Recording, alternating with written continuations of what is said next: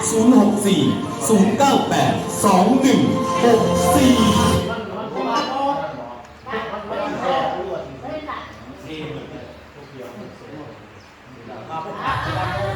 ยดีท่านสบายดีไม่อยู่บันขาวของเราเป็นที่ของสภาเพื่อกันเนาะเพราะเขาเห็นเป็นทดลองอยู่บันขาวด้วยหน้าแท้วันนี้เขามาเยี่ยมย่ามดอกแป้งครบรอบแป้งสักติดการน้ำใสรุ่นเก่าสู่โลกที่บันข้าวเรื่องสวรรค์แกงสวรรค์ที่พระเจ้าแต่น้ำใสไอ้หน้าคือหนึ่งไหลก็มีนะของผสมสีคือวันเผากันเนาะก็คือว่ามาเป็นตัวต้องคุยก่อนเขาสีไปขยายระดับไปแห่งสมุทรภูมิกับเมฆผสม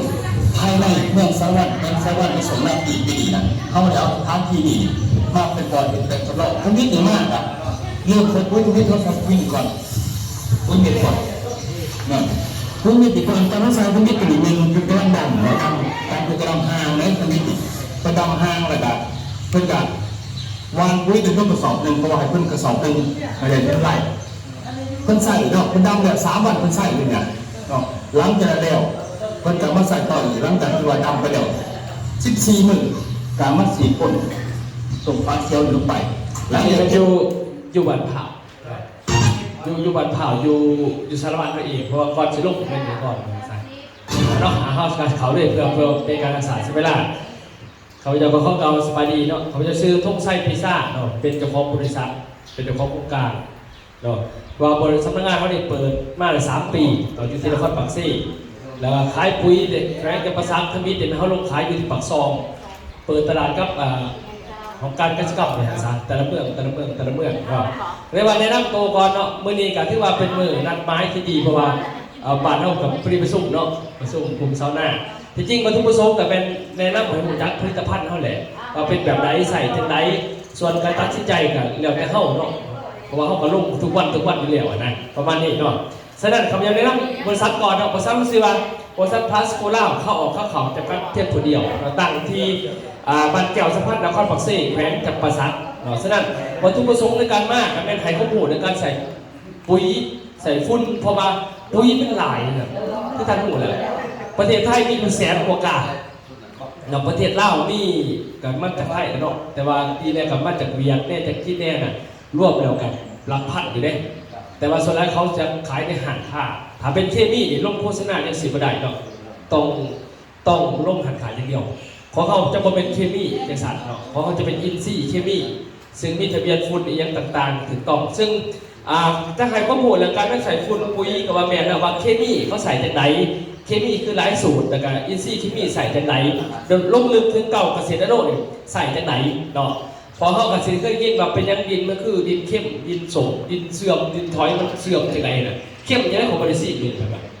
สมจะได้ของกินบ่ได้เนาะเขาของบริจาคเขาตัวบริจาคคนว่ามันมีหลายแบบนะเนาะฉะนั้นแนะนำของบริษัทเนาะคำย้ำแนะนำตัวเองเนาะคือทุกไส้พิซซ่าเป็นเจ้าของบริษัทโครงการเป็นผู้ดูแลทุกอย่างของเขาอายุปีนี้40 ปีถวดเนาะอยู่ในการขายปุ๋ยมาทั้งหมดอยู่8 ปีแต่ก่อนเนี่ยขายยาสมุนไพรแต่อายุ22 ปีเลยจนหอดอายุ40กันเห็นแต่ทางเดียวเลยเขาจะเป็นคู่เราเรียนจบคู่ปักเซ่เป็นคู่หลังจากที่คู่โครงการเราบ่เป็นคู่ทั้งของที่เขาบ่เป็นนั่นน่ะส่วนนี้คือสร้างปุ๋ยอยู่ที่บ้านสู่กับมวยแล้วคนปักเซ่นี่คือทะเบียนบริษัทเนาะครับเราดูเล่นจากตำรวจทุกภาคส่วนอันนี้เป็นใบดำเนินกิจกรรมเรื่องปุ๋ยเนาะเรื่องสินค้าการเกษตรทุกอย่างแบบมีใบจ่ายภาษีเนาะทุกอย่างเนาะมีใบจ่ายภาษีทุกอย่างทุกอย่างน้ำเขาน้ำบอกแล้วมีใบทะเบียนฝุ่นพอถามว่ามีใบทะเบียนฝุ่นในสิ่งนี้ทั้งแผนกบริษัทออกเอกสารในเขาลงโฆษณาการระบาดได้ก็ต้องมีใบทะเบียนฝุ่นก่อนเนาะฉะนั้นข้าพเจ้าเรียนจบจากสายหลังจากเป็นคู่แล้วไปเรียนจบอยู่ที่ประเทศไทยเรียนธุรกิจการค้าในการเรื่องการเกษตร4 ปีลงพื้นที่ตลาด4 ปีแล้วมีใบประกาศจากต่างประเทศมาดิเขาจะเป็นนักธุรกิจของประเทศลาวเที่ยวอยู่หน่อยที่สุดเป็นคนเมืองพุทธทองเป็นลูกหลานวัดลำเลืองเขาจะลูกหลานวัดลำเลืองเนาะแต่ลำบุปิดเนาะลำบุปิดเนี่ยไปเยี่ยมต่างประเทศไปก่อนเนี่ยเขาจะบอกภาษาอังกฤษเป็นเนาะโซ่ได้ด้วยเฮ็ดเบียกได้เนาะเฮ็ดกับต่างประเทศมาก หลายประเทศแต่ก่อนขนาดนั้นคือว่าถึงตัวเขาจะเป็นนักธุรกิจดีเด่นของประเทศลาวแล้วมาสอนนี่สอนให้ไทยลาวสอนให้ห้องเฮียนสอนให้วิทยาลัยแล้วก็สอนให้นักธุรกิจแต่ละบอลและเป็นผู้เดียวที่มีลูกศิษย์ลูกหาประเทศไทย 1,000 กว่าคนเขาไปอย่างนั้นเมื่อนี้ก็เรียกว่าถ้าท่านสงสัยอะไรถามได้เรื่องกุ้ยเลยแต่เขาจะตอบไปเมื่อเตะต้นจนปลายเขาไม่พ่อขาดิเป็นวิชาการเฮี้ยนมากนะก็เรียกว่าอย่างประวัติฟังว่าปุ๋ยเนี่ยคำว่าปุ๋ยคำว่าฝุ่นหรือยังกระเตะเนี่ยขึ้นหลายเนี่ยบางคนเห็นเขามาขายปุ๋ยคือกันนั่นแหละมันบอก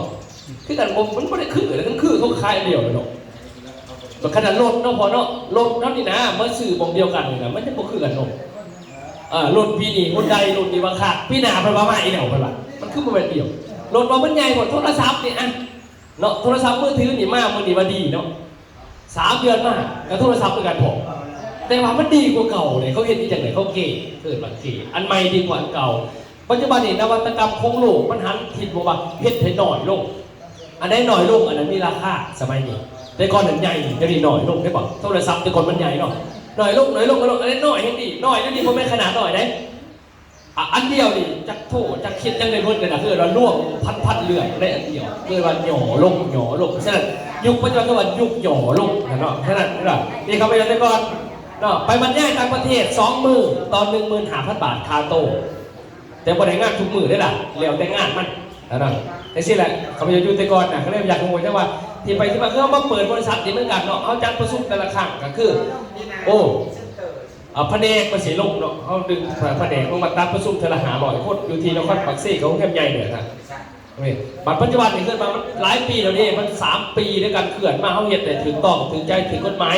ปัจจุบันไปลงเขื่อนแต่ละบาท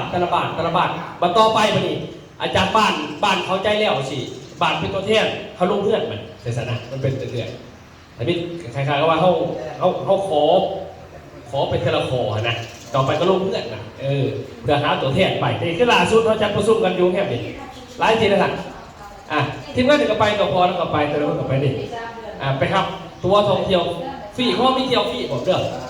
มีเที่ยวฟรีบอกให้เที่ยวฟรีน้ำตัวแทนแขวงเขามีปัจจุบันนี่3-4 คนเองจะมีทานเพิ่นเนี่ยตัวแทนของแขวงเขาก็หาตัวแทนที่เห็นแบบแล้วเขาได้ตัวแทนเขาไม่ตัวแทนขายได้ตัวแทนเชื่อมไปหาบุคคลสื่อบอกไปลงทุนมากองของเขาบอกให้นั่นน่ะเพราะเขาเห็นลายมันจริงแล้วเขาจะบริดาเขาเองเขาด่าเขาเนาะเวลาเห็นบ่ไหนมากเขาด่าเขาสิเนี่ยมันก็หยาบเขาพอท่านอยากกันนะปุ๋ยในด้านเขายังเทียบยกปุ๋ยอยู่3 โรงงานประเทศไทยเนาะจากอินเตอร์อัลโคเทคเนี่ยจะเป็นอินซีเคมีโดยตรงเนาะบุ๊กในการฝึกอบรมผู้ที่ดูเฉพาะปุ๋ยเนี่ยปุ๋ยอินซีซีประภาอินซีเคมีเขาจะรู้ไทย4 ปีเนี่ย4 ปีไปลงพื้นที่กับโรงงานเนี่ยกับประธานโรงงานผลิตจังไดเอายังมาผลิตขายปุ๋ยแต่กระสอบ1ขายจังได3 สอบ10 สอบ20 สอบอันนี้บอกถึงว่าหลายปีก่อนเนาะนี่นะเอาไปจัดเป็นวิชาการนะครับประเทศไทยในประเทศไทยไม่ได้เนี่ยช่วงนี้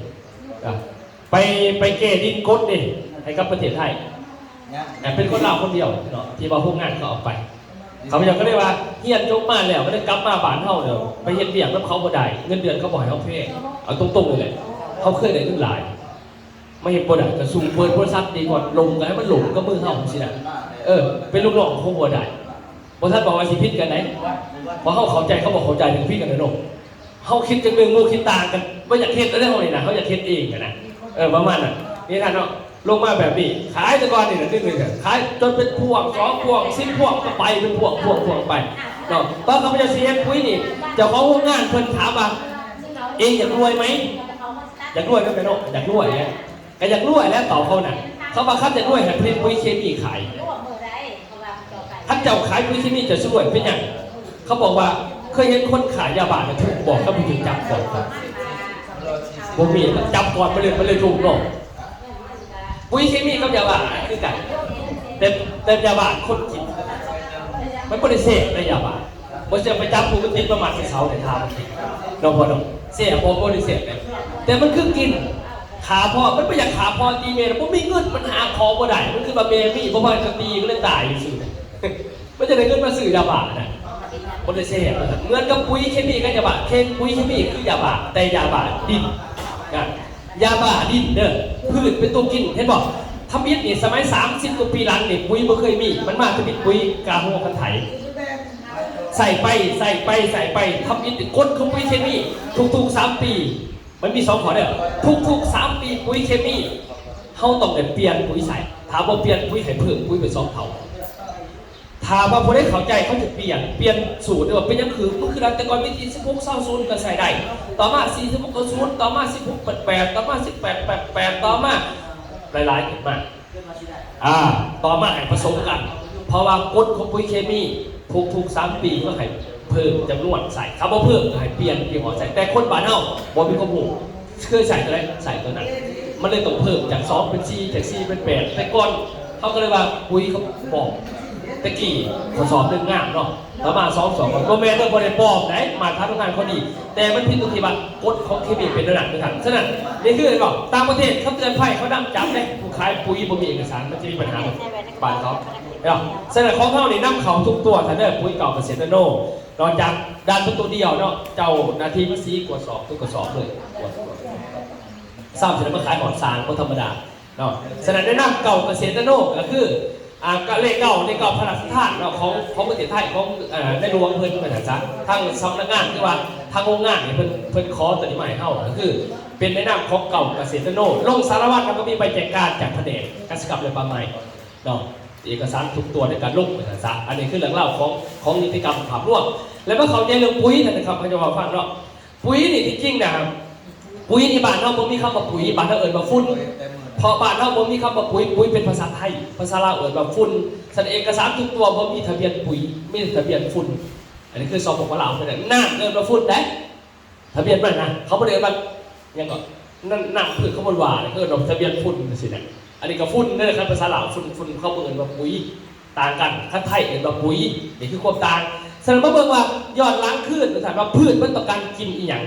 พืชก็คือคนก็คือพืชคนก็ต้องกินอาหารของคนจังใหญ่ให้มันคงหาบูพืชมันก็ต้องการกินอาหารของมันไม่ได้ต้องการกินปุ๋ยเขาจะเด้อสารอาหารของพืชมันอยู่ใสได้แต่ปลูกแต่100 ปี1,000 ปี100,000 ปีเมื่อก่อนกันแต่ว่าพืชมันเกิดมากมันจะกินอาหารทั้งน้ำทั้งอากาศและก็ทั้งดินมันมี3 บ่อฉะนั้นพืชมีทั้งหมดอยู่3 ปากเด้อปากกินอาหารมี3 ปากคนมีปากเดียวแต่พืชมี3 ปากปากที่1อยู่หากฝอยดูดซึมทั้งดินปากที่2อยู่ที่ใบดูดซึมทั้งอากาศปากที่3อยู่ลำต้นนี่ปากมันคำถามว่าปากได้ดินกับได้ใบก็ได้ดีกว่าได้ใบดีกว่าให้บอกเขาหดน้ำมาเบิดแหล่โมทอฝนตกทีเดียวก็เคี้ยวต่างกันปัจนี้ปัจปุ๋ยเนี่ยที่เป็นกระสอบนี่มันมาจากทางไหนมันมาจากใส่มันมาจากมองว่าคนนี่จริงๆแต่ก่อนมันเป็นเพียงแต่หญ้าพืชบ่ทันการพืชมันขาดอาหารในดินอาหารบ่พอมันอยู่บ่เก่าเนาะบัดนี้เจ้าของสวนเจ้าของไร่ก็บ่จักสิเอาหยังกินมันเบิดมันซึมอากาศมันคือเก่าเขาเลยเอายาพืชมาใส่ก็ได้ว่าให้ใส่ตามช่วงมันแต่บัดนี้พอใส่ตามช่วงบัดนี้คนบอกเขาจะปุ๋ยได้ปุ๋ยมันเลยมีหลายสูตรหน่อยซ้ำนี่มันก็กินซ้ำนี่ได้สูตรใหญ่ก็กินใหญ่สูตรสูงก็กินสูงแต่เฮาบ่ได้ใส่ตามช่วงเขาคือว่าใส่ทีเดียวแล้วเลยคนเท่านี้ว่าจังว่าพืชมันกินอย่างต้องไงว่าวานลงดินเป็นปืนมันเขียวก็คือขัดมันบอกเขาเข้าใจเท่านั้นเลยจริงๆมันโมเมนต์เนี่ยแบบคนนั่นนี่แหละครับมันเป็นขอตามคนให้เบิ่งตามเด็กเขาอยากกินครับเนาะก็คือพืชนี่ท่านกับคนกับสัตว์นี่คือกันเป็นสิ่งที่มีชีวิตด้วยกันสิ่งที่มีชีวิตเนี่ยต้องการอย่างต้องการ4 อย่างขาด4 อย่างนี่คือตายเนาะต้องการอากาศต้องการน้ำต้องการอาหารต้องการยามีเท่านี้แหละอยู่ได้ไงได้เติบโตได้พืชมันก็ต้องการแบบนี้คนก็ต้องการแบบนี้ขาดไปตายตั้งแต่ว่าคนหนึ่งบ่มีอากาศยางหาได้บ่มีน้ำยางหาได้หายางหาบ่ได้ใส่มูไปหาได้แต่พืชมันหาบ่ได้แต่มาถาเข้าไหมันหรือถาฤดูกาลได้บ่อาหารพืชมีจังได๋เฮาบ่จักยามีจังได๋เฮาบ่จักฉะนั้นถ้าเบิ่งพืชเด้อพืชนี่เวลามันสิใหญ่ได้มันมีปัจจัยอยู่4 อย่างก็คือน้ำอากาศอาหารแต่กันยาเกิดว่าปุ๋ยเคมีคือยาท่านจะเข้าใจเด้อแบบพอกินยามันมียาชีวภาพเพื่อนว่ายาสมุนไพรกับยาลวงก็คือยาปฏิชีวนะในป่ายเขียวขายนี่คือความต่างพืชมันจะกินเหมือนกันฉะนั้นน้ำในพืชมันต้องการเพียงแต่25%เกินนี่กับบดีต่ำกว่านี่กับบใหญ่มันต้องการอากาศเพียงแต่25% มาตรการปุ๋ยเคมีเพียงแต่5%เคมีมันกินได้สำเร็จถ้าเกินไปปุ๊บกับแพงต่ำกับบ่พอแต่มาตรการอาหารทองอันเสริม 45%ฉะนั้นเมื่อประชาชนเวลาเขาปลูกเขาปลูกน้ำปลูกยังเหลือแต่ที่เป็นพืชเข้าล่อน้ำก่อนมีน้ำตามฤดูฝนอากาศฟรีน้ำฟรีปุ๋ยสื่อแต่คนหาสื่อแต่นี่ดูนี่พอมีแพงหายเห็นหรอมันจึงจะพร้อมในทุกปีตัวนี้มันเสริมโรคเข้าบริเติมแต่คนบริกินเขากินแต่ยาแทนเห็นว่ากินยาแล้วอ้วนนะกระเพาะปอดเขาเลยยองแต่ยาได้ทั้งหมดนี่คือความต่างบรรลัยปีใบพญานี่คือในผืนหนึ่งต้นมันต่อการแบบนี้ปริมาณฉะนั้นมาเบิ่งมาดิตัวนี้คนเติมเป็นตัวนี้ฉะนั้นปริมาณที่พืชมันต่อการกินเคมีเพียงแต่5%คือคนกินเหล้าเจ้าจะขึ้นมาสงการปีนี้คนจะซื้อตุ๊กปกไงหรอกเอามันเบิร์กินมาได้หรอ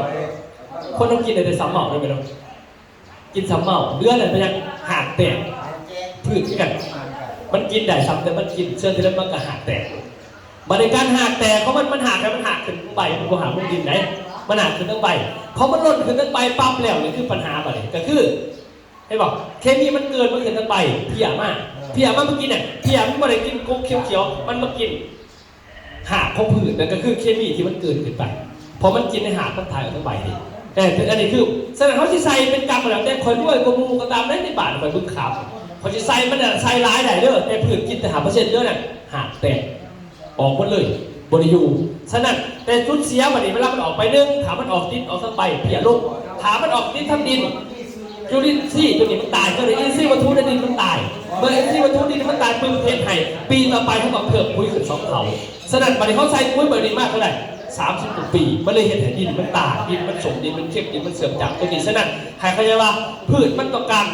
ปุ๋ยเคมีเพียงแต่5%ฉะนั้นมันจะแบ่งเป็นช่วงมันนี่ปุ๋ยเคมีบอสามารถเอาสูตรลวกผสมได้เคยเห็นคนสื่อปุ๋ยมาแล้วขาดใส่แล้วเถื่อเอาผสมกันเองในจังหวัดมีบ่เราพอเนาะแต่ผลเราทำยิ่งดีเด้อตอนเกิน3 ปีเขารีบไปยังมันคือรีบเพราะว่าปุ๋ยเคมีคือกับยาเนี่ยยาค้นไข่นี่นะยาค้นไข่เล็กหน่อยซ้ำที่ไข่จะเอายาผู้ใหญ่กินเมื่อไหร่ไงมันไม่ใหญ่ที่ไข่กับอาจารย์มันเนี่ยกับยามันเป็นคอของมันคือแบบเป็นยังมันจะมี40ตัวนี้มีสูตรนี่พอก็หายใจตามช่วงเขาผืนมันจะเริ่มเติบโตเขาบอกเลยเขาใส่ตามเขาขึ้นทำผสมกันบานหมดเขาดีเรื่องเขาจะนี่คือปุ๋ยเคมีนี่บอกให้ฟังวิธีใส่เคมีซะนั่นปุ๋ยเคมีเป็นยังไงถามมีตัวเลขขางกระสอบดอกปุ๋ยเคมีเด้อบ่ต้องเป็นศึกษาอย่างเลยมีตัวเลขมันถามมีตัวเลขขางกระสอบดอกปุ๋ยเคมีเพราะว่าตัวเลขมันหมายถึงขาเคมีที่อยู่ในปุ๋ยตัวนั้นฉะนั้นทางเบื้องหน้าเลขขางกระสอบมันจะมีความหมายของเลขหรอก4600บอหรือ15หรือ11824หรือ162018แล้วแต่อันนี้เกิดว่าคาเคมี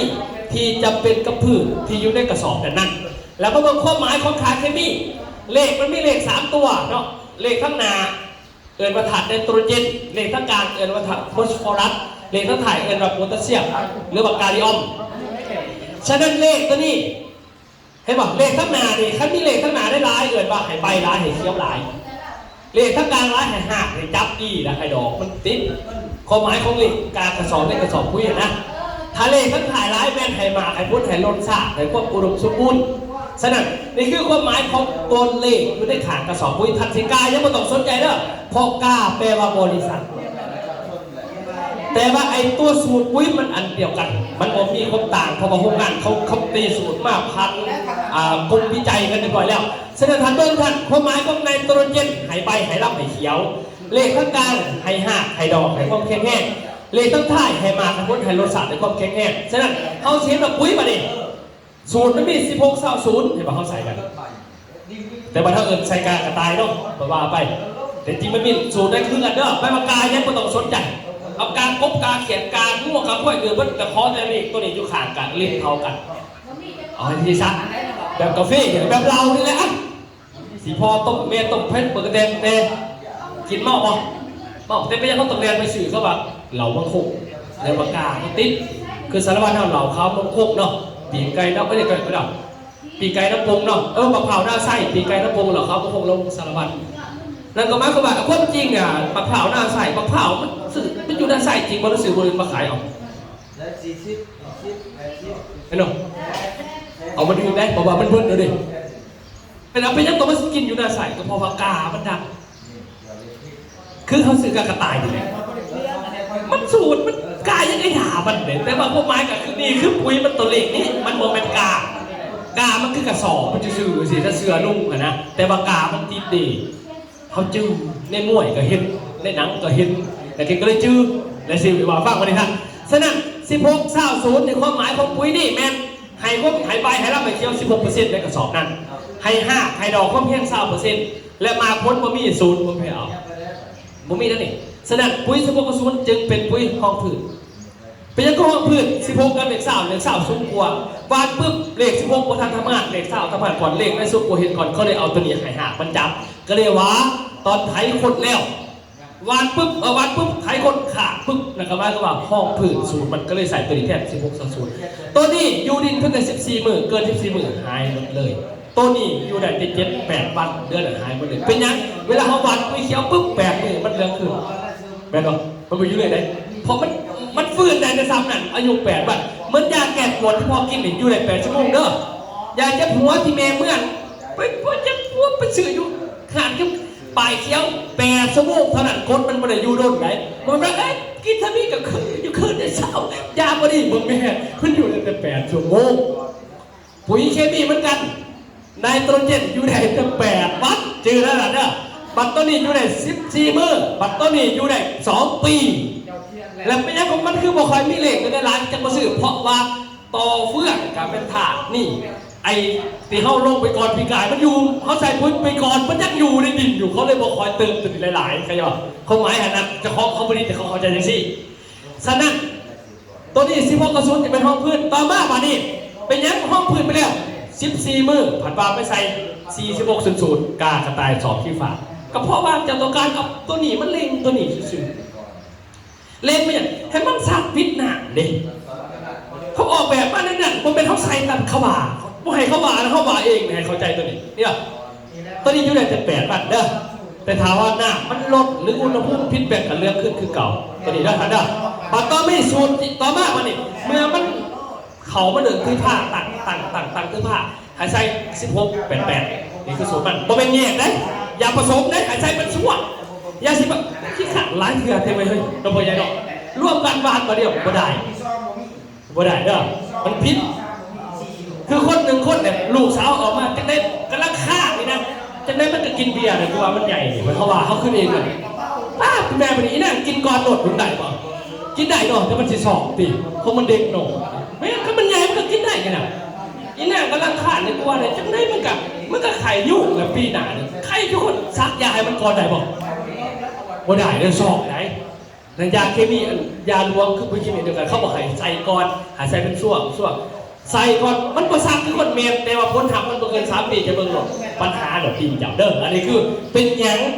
เฮ้าจึงมีผลกระทบกับการใส่ปุ๋ยแล้วก็บ่ขึ้นเพราะว่าเฮ้าใส่ผิดวิธีกันอันนี้คือปุ๋ยเฮ้าคือใส่กายยังซื้อรถบริพิษนะปฏิทัศน์ห้องพื้นลิงหับพวกนั่นคือพม่าบัดมันเป็นห่วงมันที่สั่งขึ้นในสายสูตร15ตัวนี้สลับได้ตัวนี้16-8หรือ18-8เอาตัวแรกตัวหนึ่งได้ก็ประหยัดแต่ครับ15เป็นตอนเขาหับพวกคือแบบเป็นตัวบำรุงห่วงให้มันหนาให้มันใหญ่บ่เป็นเรื่องอันนึงนี่คือสูตรมันเนาะเดี๋ยวใส่เบิ่งว่าปุ๋ยกากระต่ายเขาสอนที่ไหนมันมีมาได้ผมเทียบหน้าเด้อใส่บอกว่าโมเมนต์คือเขาขึ้นแต่เขาเลยดินมันก็เลยเสียนี่คือสูตรจริงมันเป็นอย่างนี้แต่ถ้าเอาสูตรจริงมันตายป่ะครับที่ใช่จะไหวบ่ไหวเนาะบ่ไหวไหนแต่ตามประเทศก็คือไหวเพราะว่ามันโครงการเขาหลายแต่กับผลิตบัตรเขาคุยกับโมเพกแต่บ้าวันเขามันกับเพกแต่ว่านี่คือความต่างกันฉะนั้นนี่คือลักของปุ๋ยเคมีมันเป็นอย่างนี้เข้าใจเลยกันได้มาเบิ่งกันมาดิคือปุ๋ยเก่ากับเซฟโน่นี่ถัดเบิ่งกันปุ๋ยเฮานี่มันจะมาขึ้นตัวอื่นเพราะว่าเป็นปุ๋ยร่วมสูตรจะไหนห้องพืชเล็งดอกหมากบริแยกกระสอบออกไปเอาสิซะให้ประหยัดผู้อื่นลง3 เท่าคือตัวนี้มันมี2 แบบด้วยตัวนี้ใส่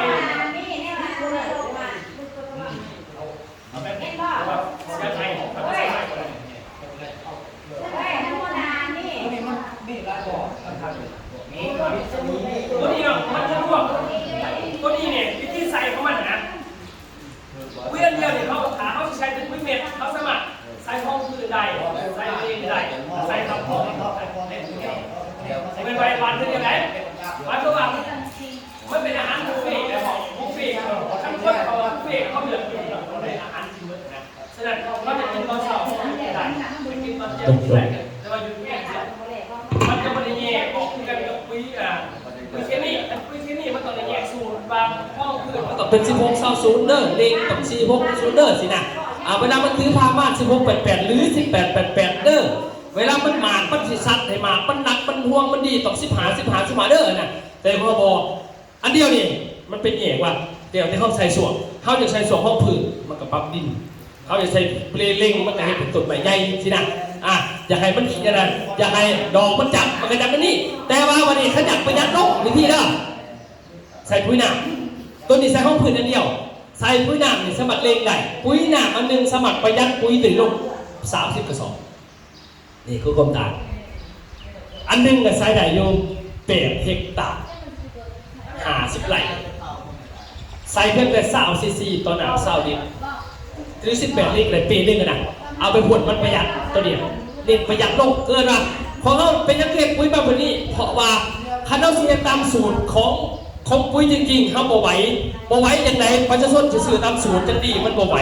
เห็นจะได้เขาใส่อาหารคงตามสูตรมันโดยที่ใส่ประหยัดลงเขาก็ได้ใส่ตัวนี้มากฉะนั้นปุ๋ยตัวนี้อันเดียวเนี่ยมันเลยว่าเป็นบำรุงหากบำรุงต้นบำรุงใบเลนเคี้ยวบำรุงดอกมาพ้นได้อันเดียวนำหนัก50 กิโลกรัมทุกท่านอยู่นี่เด้อตอนถ่ายเขาที่นี่ให้ไปทดลองคนละถุงเลยเด้อตัวนี้เขามีหายหันสิบอกพื้นที่สายพอสายจะได้เห็นผลทุกวันที่ลงเห็นหมดเลยไม่ต้องเป็นห่วงตัวนี้เห็นใบของนะจะให้ทุกท่านเราเป็นของฝากของตอนวันนี้นะตอนถ่ายได้เด้อเรือตอนนี้หายขนาดได้เด้อผมมีฝากไปหายทุกบ้างเมื่อก่อนไหนบ่ได้นี่นะมันจะปั๊บก้มสารดินตัวนี้เนาะเด่นประหยัดพื้นแล้วมันจะไปสารขี่กระเดือนกลับขึ้นมาลงโหลดขนาดด้านแทรกเนี่ยกันยังขึ้นนะกระเดือนขี่กระเดือนนี่มันมาคันขี่กระเดือนมาแสดงว่าดินดีประหยัดคือดินดีเพราะว่าขี่กระเดือนน่ะมันจะบ่เกิดได้ดินทีดินสมดินเข้มดินก้นน่ะมันบ่เกิดมันจะเกิดบอลทีอินทรีย์วัตถุสมบูรณ์เพราะว่าขี่กระเดือนมันจะกินอาหารในดินแต่อาหารมันบ่แม่นขี้ดิน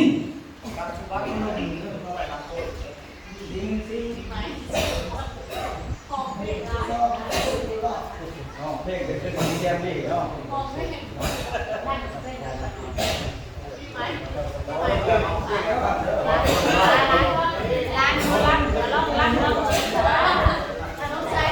ไป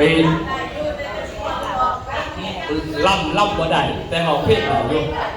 ไป4 ปีใหม่ดิอะไรนั่งดูหันอาจารย์นักดนตรีนะเมื่อคีย์บอร์ดไปจับโบกเขามีวงดนตรีเขาเองใครปุ้ยน้ำมันเรือเขาจะเอาดนตรีมา4 ไปฟรีก็เอาเงินเสียเป็นกลุ่มสนามฟรีโหลดมาสั่งเอาสรุปวันคนปีนะสรุปปีขอใครครับตัวนี้แหละเนาะฉะนั้นของเราจะเน้นจะได้กระตามให้มันรุนต้นทุนเรื่องปุ๋ยนี่เนาะปุ๋ยนี่กับสูตรอาหารมันขายกันคือกับน้ำบอกน้ำนี่มันคือมีหลายกากถ้าที่มันกินมันก็คือกันเป็นบอกมันคือหลายกากผมถามแบบปุ๋ยมันคือหลายกาก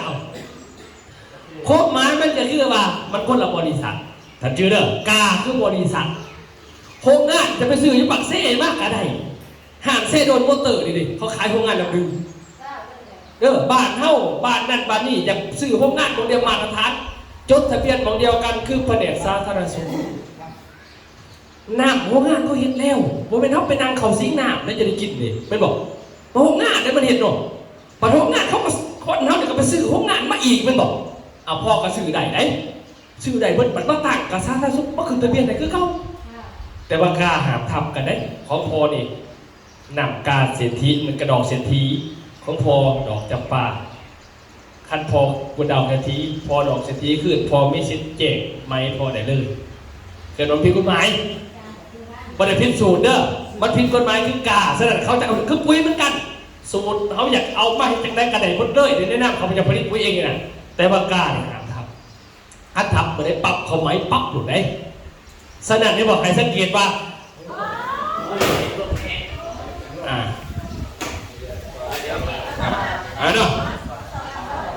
นี่ครับผมก็เข้าใจบอกนะเราเหมือนกันบอกเราเหมือนกันปุ๋ยไม่ได้ใครบอก40%กาควายเพชรกับมีไก่จะมีไหนมันบ่มีแต่กาเนี่ยเด้อเพราะเงินปุ๋ยถัดประเทศไทยมีปุ๋ยอยู่100,000 กว่ากาเด้อมีปุ๋ยอยู่100,000 กว่ากาเห็นหรอแต่ว่าปุ๋ยเนี่ยขั้นว่าปุ๋ยสมัยปลูกมันกับปุ๋ยนี่เนี่ยสูตรของปุ๋ยตะกี้กับขี้หมูขี้วัวขี้ไก่เนาะแต่ว่าขี้หมูนี่แต่ว่าขนาดว่าเป็นปุ๋ยจะปลูกมันยังใส่โบเป็นเลยเขาคือว่าขี้หมูขี้วัวไก่เอามาใส่กับโบเป็นสูตรของมันเป็นสินะขี้หมูเขาใส่ปลูกพืชกินหัวขี้งัวใส่ปลูกพืชกินใบขี้ไก่ใส่ปลูกพืชกินหมากกินผลโบเป็นเอาขี้ไก่มาใส่ใบมันก็ขึ้นไหนมันไม่โมเมนต์นะครับขี้มูคือโมเมนต์ได้พออันนี้มันไม่สูตรมันจะสีไหนมันโมเมนต์มาเขาสิว่าขี้มูอันนี้นะปากซองยังบอกเข้าใจซื้อแบบไปใส่พิษมันเชื้อรามันก็ขึ้นป่ะแต่เข้าใจได้ป่ะ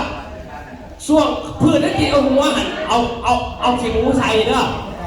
คัดไปขี้มูขี้กล้วยเขียวให้บอกหน้าตีนบาดมันคือเขียวเพราะว่าสมัยตะกี้กล้วยลายหรอกมันไหลลงไปมันก็เคี้ยวหรอมันกระสับเลยนะเห็นหรอนี่เห็นหรอเขาใส่ปุ๋ยพวกนี้คดีมันกัดไปก่อนนะอันไหน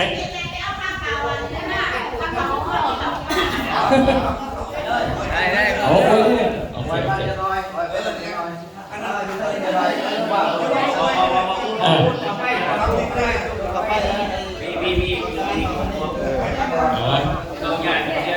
โอ้อันนี้ก็ได้ไก่ที่จบแหละแต่บอยฟังก่อนนิดนึงบาทถ้าผมมันตดเลยเนาะมันตดดูสวงไว้ที่ผมมันตดเด้อผมมันตดเดี๋ยวบาทเท่าสุดท้ายนี่มันต้องใส่ปุ๋ยเนาะมันต้องใส่ปุ๋ยนี่นะถามเด้อถ้าเขาจะใส่สูตรมันตดสวงฟังว่าขั้นเราใส่เคมีนี่บ่ไหวไหนเพราะว่าไม่ใส่ปุ๋ยจะซีสูตรมันเอาสูตรสากลเด้อสูตร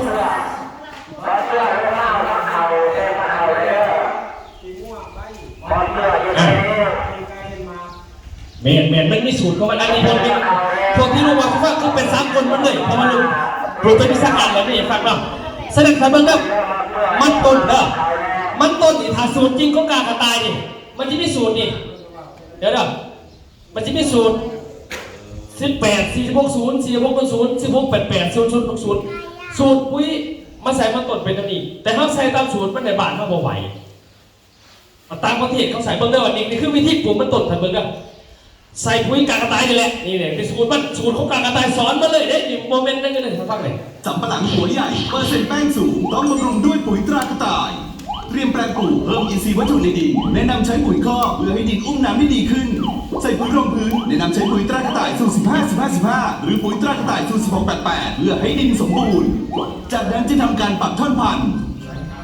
สำหรับการบำรุงมันสำปะหลังอายุ 35-40 วันแนะนำใส่ปุ๋ยตรากระต่ายสูตร15 หรือปุ๋ยตรากระต่ายสูตร16 88ผสมกับปุ๋ยตรากระต่ายสูตร4600ช่วยบำรุงให้ต้นมันสำปะหลังเจริญเติบโตเร็วลำต้นแข็งแรงมีความสมบูรณ์บำรุงระยะระเบิดหัวมันอายุ 70-90 วันเป็นช่วงสำคัญมากเนื่องจากมันสำปะหลังจะเริ่มลงหัวสะสมแป้งแนะนำบำรุงด้วยปุ๋ยตรากระต่ายสูตร15 หรือปุ๋ยตรากระต่ายสูตร16 88ผสมกับปุ๋ยตรากระต่ายสูตร0060ช่วยให้มันสำปะหลังลงหัวได้ดีหัวใหญ่ได้น้ำหนักเปอร์เซ็นต์แป้งสูงขายได้ราคามันสำปะหลังหัวใหญ่เปอร์เซ็นต์แป้งสูงต้องปุ๋ยตรากระต่ายปุ๋ยอันดับ1ในใจพี่น้องชาวไร่ชัวร์เด็ดๆอันนี้คือสูตรของมันต้นตามประเทศเขาใส่แต่บ้านเขานี่เวลาเขาอยากใส่ปุ๋ยเขาบริเหตุตามสูตรมันเขาสื่อตามใจเจ้าของตามเงินเนาะเขาคิดว่าปุ๋ยตัวนี้เคยเขาก็ใช้ไม่ได้ไหนไม่ได้คือสูตรมันไหน3 ปีมีปัญหาหมดฉะนั้นนี่คือเขาจะไม่เฮี้ยนมากแบบนี้แล้วมันขึ้นถึงบาทเขาเหมือนมาเบิ่งมาทำเมย์คำจะปลูกมันเหมือนกันแต่เห็นหน้าปัญหาเกิดโอ้ตายเลยท่านเจ้าสิเขาว่าจะได้มันเกิดหรือบ่เมย์ไหนมันต้องมีการเปลี่ยนแปลงอีกสักอย่างหนึ่งวันนี้เขาจะเล่นเชียร์ปุ๋ยขายเช่นจะได้มาสีใดเขาเชียร์ปุ๋ยแบบคือเขานี่เขาจักเขาจะไปขายปุ๋ยทุกคนอีกก็ได้แต่ไม่อย่างเขาจักว่ามันเป็นตัวพ่อแม่ประชาชนเลยตัวนี้เลยอยู่ในห้างขายปุ๋ยผมมีเพื่ออธิบายปุ๋ยจะฟังดอกนี่จะมาซื้อเอาเองไม่รู้เขาไม่ได้อธิบายเลยเขาไม่ได้จักบอกไอ้พวกนั้นเขาไปซื้อไอ้เขาคืนเองไหนไม่บอกเขาไม่ได้ไปถามเขาไหนนี่คือปัญหาบาดดินมันหลายปีเขาบอกเข้าใจนะประเด็นเขาจะได้ว่าเขาจะเห็ดปุ๋ยเขาเห็ดยังไงเนี่ยนะ ก็ได้มาคือใส่บาตรเอาสิเปลี่ยนพฤติกรรมเขาบ่ได้เด้อเงินมันก็เท่านั้นเด็กจังซั่นที่จะได้บัดนี้บางคนก็เห็นหน้าบ่แม่นเชียร์ได้รวยยายเขาเห็นพ่อได้หักษาไว้ซื้อๆเนาะลูกเขาไปอยู่ต่างประเทศเอาไปสอบเรื่องพ่อคนเฒ่าเฝ้าพม่าเนาะพญาเนาะคนนุ่งไปใส่อยู่ไทยให้บาตรเอาไปจังซั่นจับภาษาแห่งหลายทุกบาทเขายังได้เกินเช่นสิปุ้ยมาเฉยก็ได้มาแก่ให้บาดถามันเป็นจะสีเขาจะได้การเกษตรเขาหาเงินให้ทุนนั่นนี่มันเป็นส่งเสริมการเกษตรนั่นนี่การเกษตรส่งเสริมเขาได้ดิไม่บอกหาเงินให้เขาดิเขาไม่ได้ส่งเสริมอะไรฟังเอาคำถามไปเขานี่เป็นคนผลิตแต่ส่งเสริมผมเพิ่มเป็นหนี้พอก็ยังได้ขึ้นว่าเช่นจะได้ดอกมันสีใดดอกนี่แหละก็เลยปุ้ยบางทีก็ได้ว่าเขาให้ปุ้ยมากเป็นยังขึ้นหน่อลงเป็นสิคือใส่มันตดน่ะเขาจะเห็นมากเพราะไม่สิอยากขายวันไหนมาแก้ปัญหาบอลในหัวมันเน่าปีกายเนี่ยจะเอาเด็กไปใช้มันจะแก่ดินมันขาดเชื้อราอันนี้คือขอเด็กบอลไปใช้มันเปลืองจะบอกวิธีน่ะมันเปลืองบอลไม่ได้มันเน่าแหละเอาจากไปใส่บอลได้มันเน่าบอลใส่แล้ววิธีใส่ยังไงตัวมันดีสุดคือเอาปุ๋ยหนามเด้อปุ๋ยหนามนี่ตัวนี้สมัครแซงน้ำมันไหนนี่สูตรมันตดเป็นสูตรสิเด้อเป็นสูตรมันตดไปนี่สูตรมันพ่ออันนี้อันใดอยู่สูบเป็ดใดอยู่ขั้นเอาสีเบิ้ลดูเนี่ยอยู่2 เฮกตาร์ถ้าเบิ้ลดูเพราะเขาสีกับไปกับมาเนาะแต่ว่าสีถ้าสีเงาไปเลย8 เฮกตาร์สีเงาไปเลยเสียแต่รู้ป่ะเขาสีมันต้องสีต้น1 เดือนแล้วก็สีอีก2 เดือนก็พอเนี่ยพวกนี้ตัวนี้มันได้2 เฮกตาร์ประมาณนั้นแต่ถามว่าสีไปเรื่อยมันได้8 เฮกตาร์ถ้าสีทีเดียวนะตัวนี้แล้วมาเบิ่งวิธีแล้วสิบอกว่าวิธีใส่ที่ไหนนี่บางคนบอกโอ้ยคอยบ่อยากสีแล้วคอยขี้ข้านซื้อว่าใครเด็กเห็นหรอแต่เราบอกพูดจริงสิเขาบอกเข้าใจกันปลูกมันต้นแล้วท่านปลูกมันต้นให้เข้าใจด้วยว่ามันต้นเนี่ยมันเป็นพืชกินอาหารทั้งใบมันไม่ได้กินอาหารทั้งดินเพราะว่ามันเป็นหากพันธุ์เฉพาะเดือนทมิตรเท่านั้นเดือนที่2มันก็เป็นหากมันจะกลายเป็นหัวทันหัวมันบอกกินอาหารทั้งดิน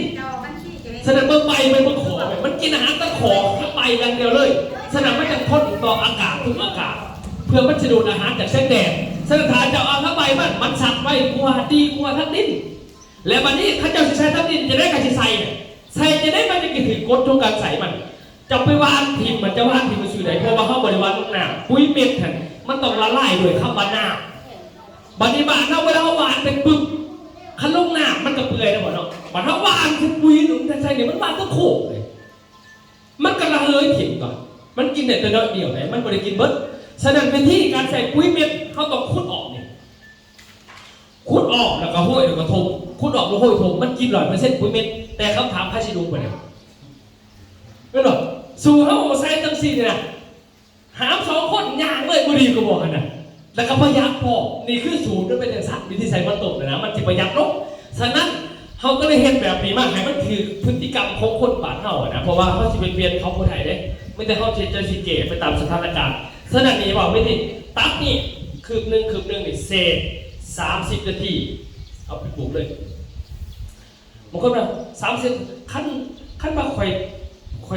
ปลูกเบิร์ดเดี๋ยวมันเป็นแบบเอาผ่าคุ้มไปตื่นมาต่อกันแหละมันเป็นตัวนี้เลยใช้เวลาเนี่ย5 cc เลย5 cc ตอนหนักมันฟุ้ยมันต้องไปขึ้นป่ะมันขึ้นหน่อยแล้วไม่แห้งมันต้องไปตัดแทนมันเดิมแบบอย่าเบื่อเนี่ยต้องตกนึงน้อยยังตายมันบอกมันต้องเป็นห่วงมันเป็นหัวเสือมันเปิดตัวนี้หัวเสือพอดีเซเนี่ยมันจะกระตุ้นให้หางมันเตะตรงนี้5 cc แล้วไม่ต้องใส่ร้ายเด้อตอนหนักมันฟุ้ยมันกระตุ้นให้หางแตกในเดือนทมิตรเท่านั้นได้เพราะว่าพวกนี้มันเดือนที่2มันจะกลายเป็นหัวทั้งนั้นหมอสมัครเป็นไหนขึ้นและสำคัญคือมันบริแตกกันสิเด้อมันเป็นตัวต้านเชื้อโรคนะประเทศไทยหักมันแข็งแรงแล้วมันต้านพยาธิต้านเชื้อโรคต้านเชื้อราต้านเพื่อบำรุงเพื่อบ่ให้นี่ตัวนี้ถามว่าเป็นพยาธิโรคเหลวหรือต้านพยาธิมันคือเลยใช่ป่ะคัดแซนตัวนี้ต้านเลยป้องกันไว้หัวมันเน่าพอ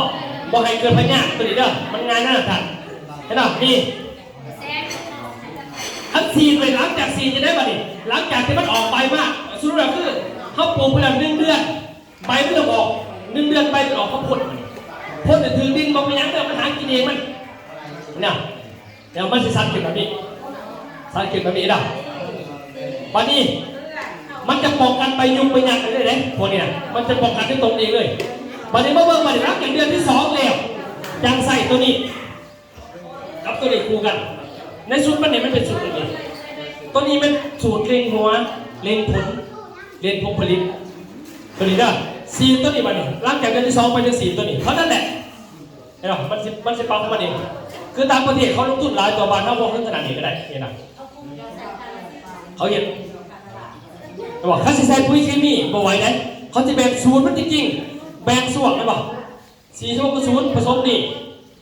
เปลืองโมเมนต์เขาสื่อไปวานไปเลยพิ้นสูตรก็ได้เนาะ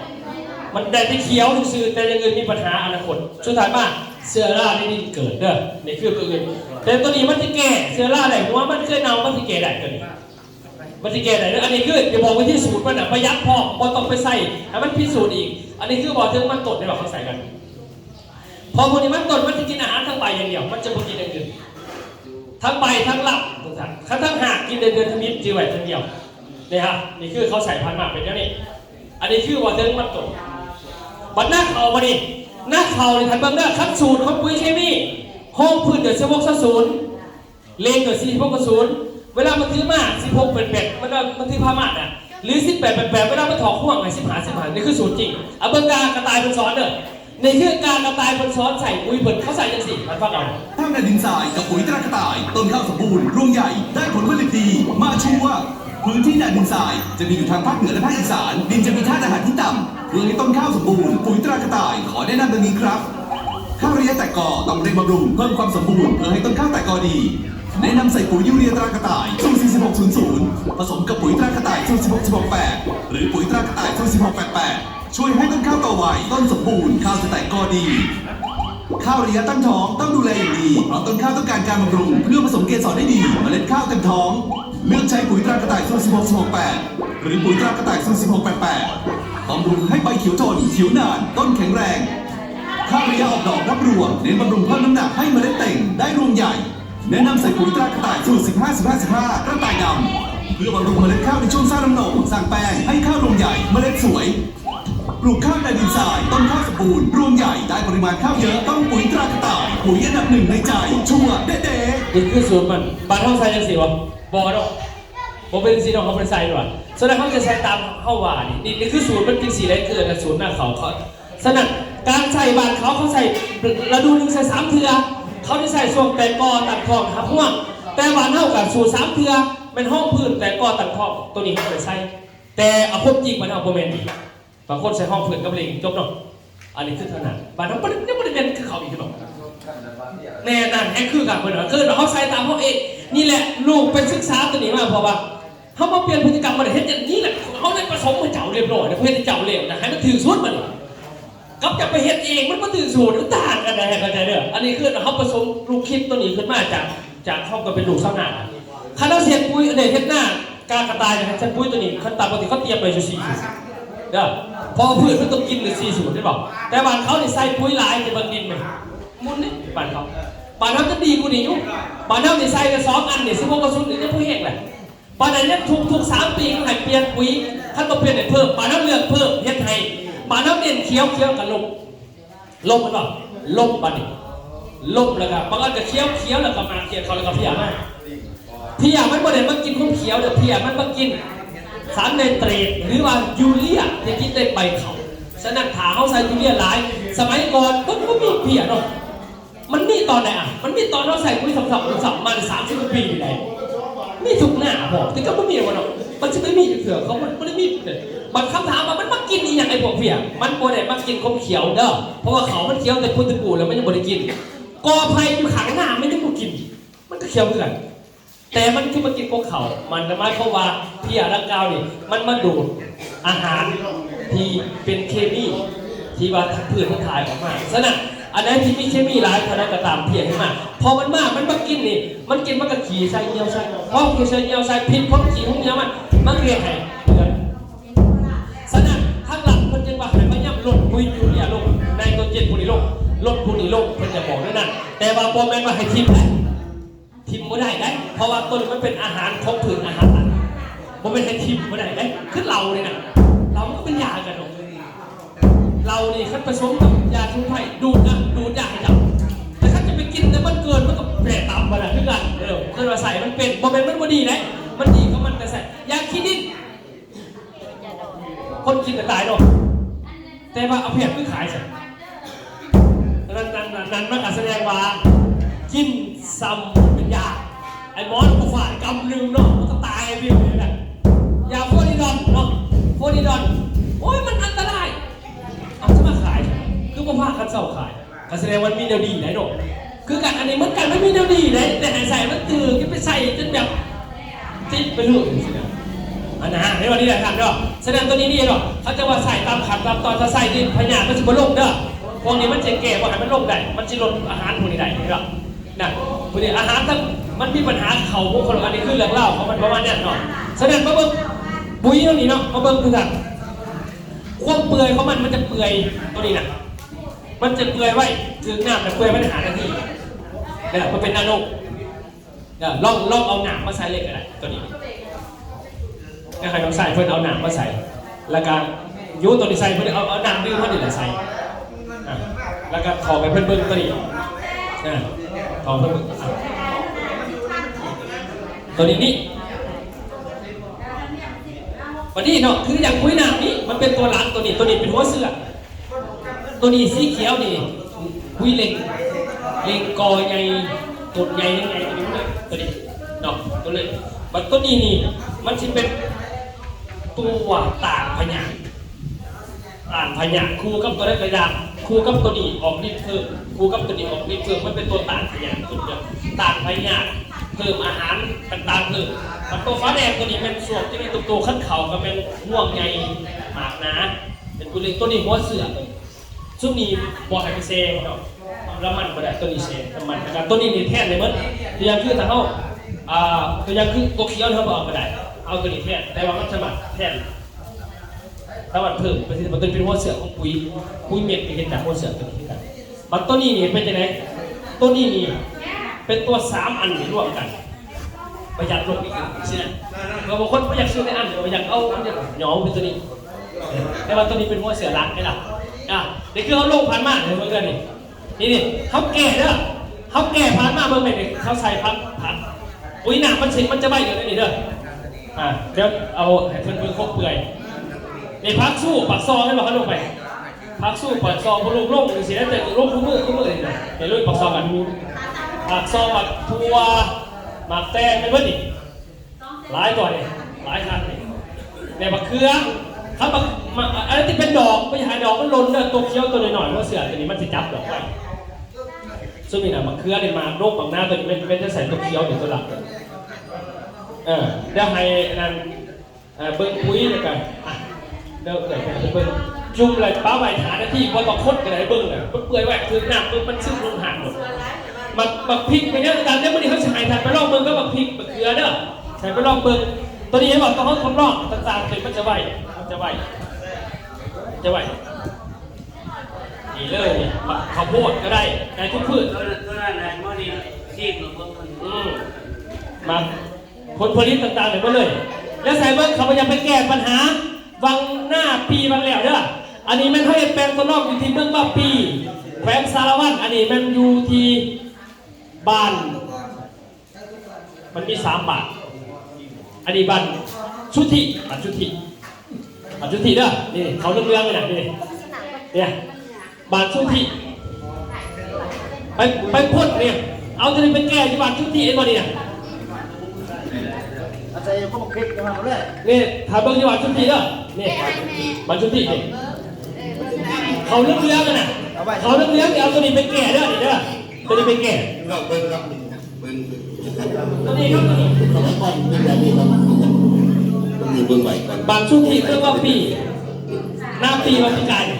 ไอ้ตัวเรื่องอะไรมันเกล็ดอะไรนี่คือผู้ใหม่ยุบนะครับตอนนี้ครับหลังจากที่ดึงขีดพวกนี้พร้อมรับสีส้มนะครับปรากฏว่าก่อนไปเขียวเลยครับเราเห็นอันนี้มันจะพร้อมหน้าเพื่อนเนี่ยแก้ไขจะพร้อมหน้าเพื่อนคนม่วงลึกก็มาสิที่แล้วกันนะฮะขีดซุปเปอร์มิกนะครับขีดสีส้มแดงเกลี่ยก้อนขีดเป็นยังไงกัน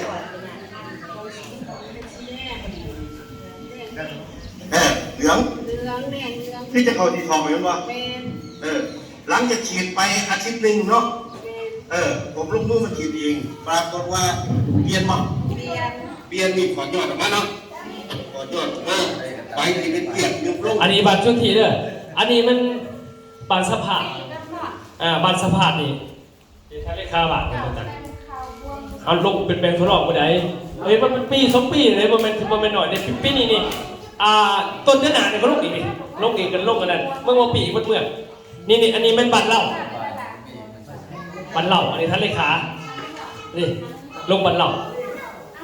บัตรเหล้านี่แม่นเพิ่นใส่หัวเสือตัวนี้หัวเสือตัวนี้ก็ปุ้ยเม็ดตัวนี้ก็ปุ้ยเม็ดนี่ ตัวนั้น เนี่ย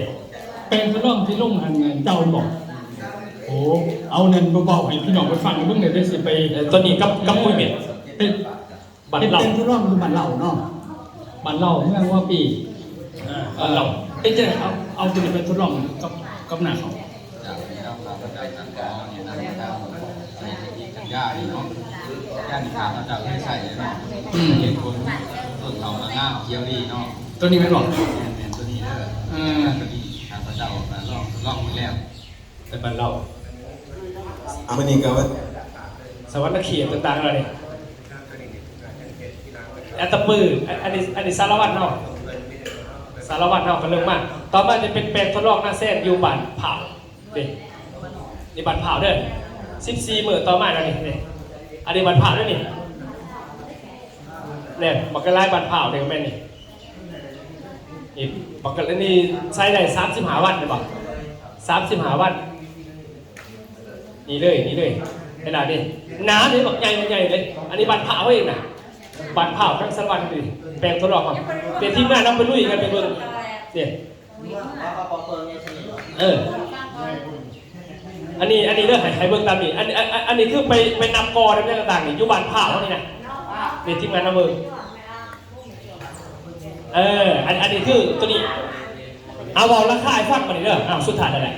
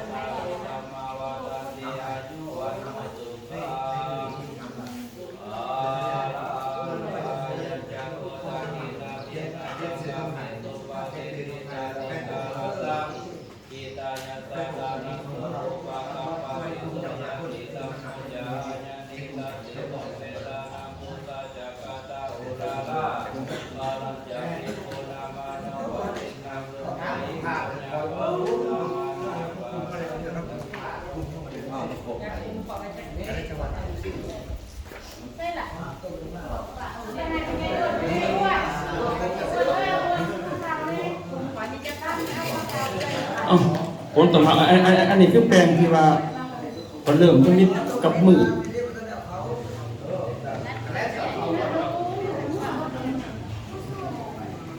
วันนี้กสิบอกราคาเพื่อนครับบัตรแจ็คสิบอกเรื่องกาแฟเด้อกาแฟที่เป็นซิมเมื่อกี้นี่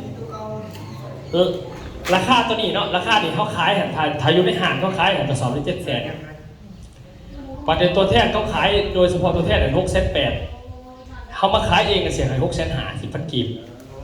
เนาะ650,000 กีบก็คือถ้าเขาจะเอาหันเก็บออเดอร์นั้นให้ทั้งบ้านเก็บเลยทั้งอันนั้นกลุ่มเพิ่นเก็บเลยนะแล้ววันนี้บริษัท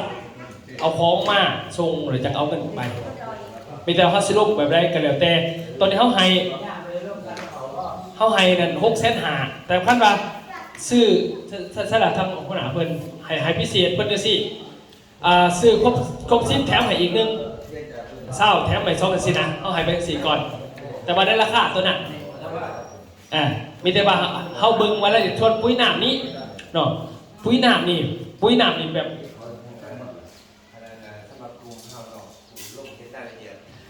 ผู้ลงเฮ็ดรายละเอียดเกี่ยวกับการประสานงานการสื่อการขายหมอไผ่ทานเป็ดเป็นการตลาดของกลุ่มที่ว่าต่อไปนี่เป็นมาอันนี้เป็นขั้นตอนของในคณะเฮานี่เป็นเฮาปลูกเรื่องราวต่างๆแต่ว่ารายละเอียดต่างๆทั้งเพิ่นจะเป็นเพิ่นเลยบาดนี้ประสานโดยตรง เพราะว่าเพิ่นจะเป็นการตลาดของกลุ่มเฮาสันนพเนาะ บอกให้เพื่อนไม่แต่ไปเก็บออเดอร์เป็นเก็บออเดอร์เฮาให้กระสอบหนึ่งให้ราคาส่งให้650,000 กีบแต่ว่าซื้อครบ10ป่ะนะเฮาซื้อคนละ1คนละ2ก็แล้วแต่พุ่นดอกที่จริงเขาก็อยากให้ใส่ตามสูตรมันแหละถูกไหมก็คือสูตรมันน่ะคือกระสอบนึงนี่ใส่ได้อยู่1ไร่ฉะนั้นเฮกตาร์นึงมี6ไร่กับ1งานแล้วก็มันก็ว่ากระสอบนึงหลักการมันปุ๋ยเคมีก็เหมือนกันเด้อคือ6กระสอบ1เฮกตาร์หลักการมันนะแต่ของเฮานี่ทาวาเขาบอกพ่อเอา3กระสอบก็ได้ครึ่งนึงของเขาก็ได้บ่เป็นหยังฉะนั้นตัวนี้นี่คันเอาห้องพื้นเอาตัวนี้แต่เวลาเล็งเนี่ยอยากให้แนะนำเอาตัวนี้เนาะนี่เอาจังสี่เอาตัวนี้สูตรมันน่ะสูตรมันเป็นจังสี่นี่คือสูตรเขามันสถานเป็นสูตรนึงตัวนี้แต่ตัวนี้นึงนี่นะส่วนหน้าเขาตัวนี้ตัวนี้มันได้8 เฮกตาร์เลยแต่ว่าสีประมาณ2 เทือกระหัน8 เฮกตาร์แล้ว4 เฮกตาร์4 เฮกตาร์ตัวนี้นี่เฮกตาร์นึงก็เอาประมาณ32%ใช่ป่ะก็ได้แล้วแต่ก็เอาตัวนี้ชุดหนึ่งนี่พ่อตัวนี้เฮกตาร์นึง32%ก็ได้แล้วดิมันก็ประหยัดลงตัวนี้600,000ตัวกระสอบส่วนตัวนี้ราคามันครับเป็นราคาโมเป็นราคาสุดเนี่ยมันถ้าเป็นอันเนี่ยมันราคามันถ้าราคาทรงมันจะซื้ออันนึงนี่ราคาทรงมันเนี่ยนะครับเขาซื้อเป็นลักเนี่ยนะเขามันถึงอันนึง1,500 บาทนะราคาทรงถ้าราคาขายมัน 2,000 บาทตัวนี้เขาหาราคาทรงอันนึง1,500ตัวนี้ในราคาเดียวกันกับนี่มันเลยแต่ค่าราคาส่งอันละพันมันอันหนึ่ง3 อันมันก็เป็น3,500แต่เขาบอกขายด้วยนะเขาขายแต่ทั้งหมดตัวนี้เขาขายแต่2,500สูตรมันเอา500 บาทเลยนะนี่3 อันเป็นเฮกตาร์ใครต้องไปเหยียดเบิ้งคุยชิมิเฮกตาร์เนี่ยเขาเหยียดเบิ้งกันนะค่าตามสูตรมันก็โมไหวกระสอบหนึ่งตัวไหน600,000ได้กันเป็นเวลาอันตัวนี้สูตรมันแต่ว่ามันได้เป็นเฮกตาร์ไม่ได้หรอ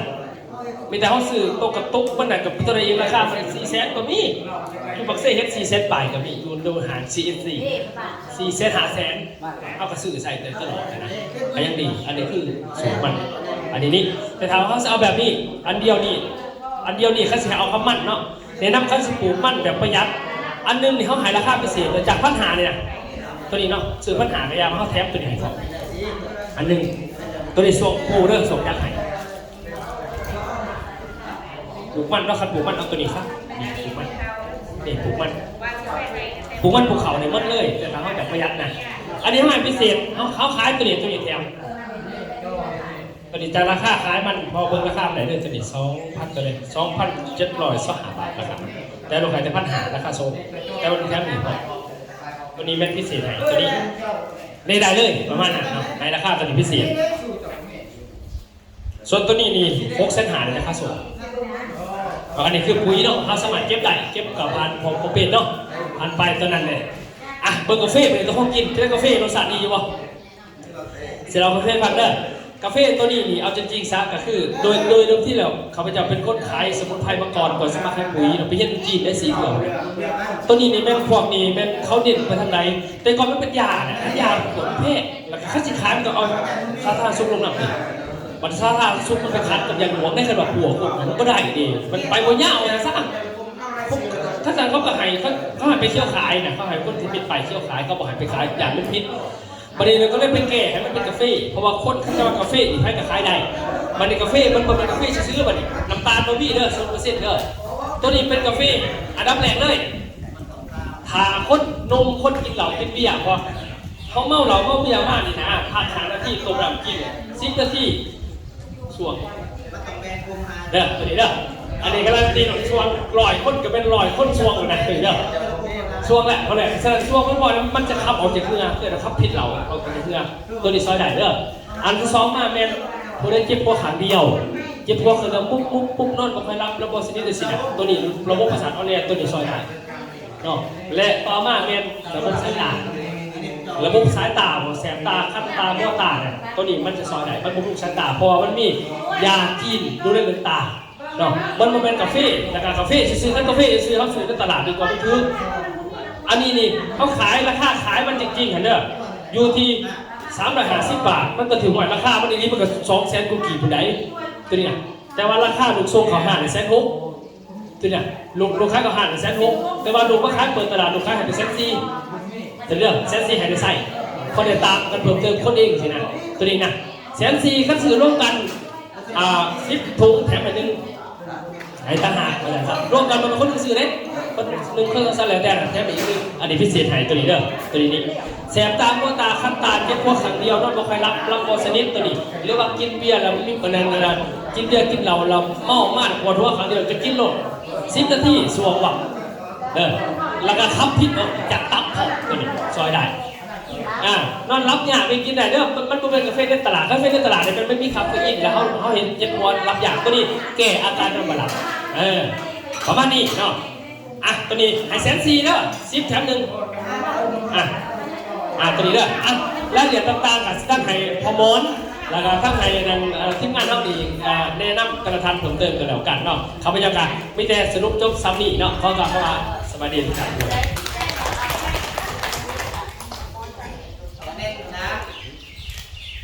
เอา